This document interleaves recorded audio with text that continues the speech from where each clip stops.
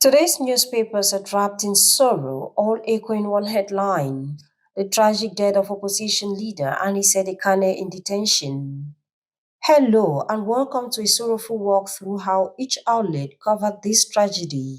Mutation paints Ekane's death as the ultimate sacrifice in the struggle for political transformation.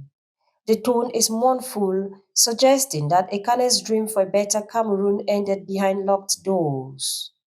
La Nouvelle Expression announces that news of Ekane's passing spread like wildfire on social media before confirmation arrived from his lawyer, Barrister Emmanuel Sim. They contrast the silence of institutions with the loud grief of the public, describing Ekane as a martyr whose life was claimed inside the walls of the State Secretariat for Defense. The sadness is heavy, carried by the sense that this story ended where accountability rarely reaches. Innovation does not mince words. They attribute his death to the tensions of the post-electoral crisis and label the circumstances as troubling.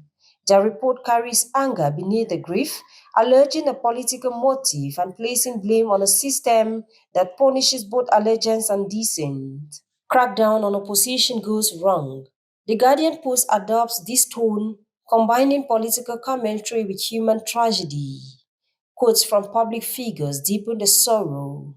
If I was there, I would not have allowed that, says Communication Minister Rene Sadi, a statement that sounds more like regret than accountability.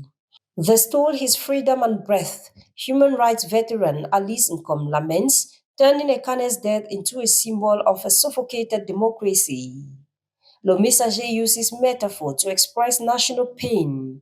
For them, the story is not just about a man deprived of oxygen, it is about a republic slowly suffocating. Ekane's last breath becomes a haunting image of a democratic space that has grown too narrow for dissenting voices. Luju's front page is brutally direct. For them, Ekane's death is not ambiguous, not accidental, and certainly not natural. Their coverage carries the raw fury of a nation confronted with loss that could and should have been prevented. The Daily Voice goes beyond the immediate event, situating Ekane's death in a larger narrative of institutional decay.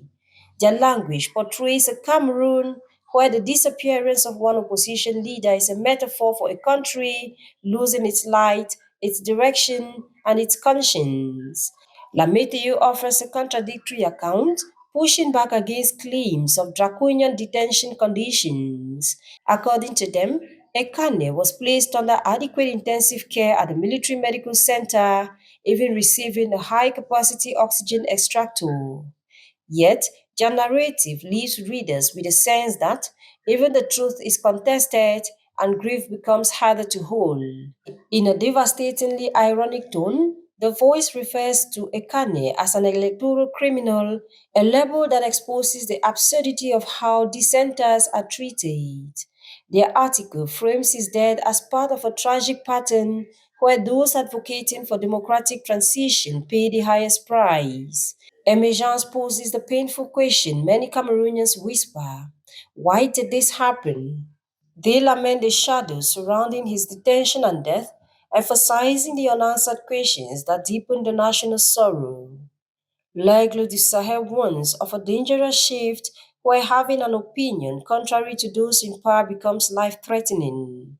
They detailed his arrest on October 24th and highlight the ignored warnings from his lawyers about his deteriorating condition. La Voix des Jeunes expresses raw anger, referring to his death as homicide and demanding justice. Each newspaper writes its own truth, but together they echo the same sorrow. A man has died in detention, and with him, part of the nation's hope. See you next time when we review the press.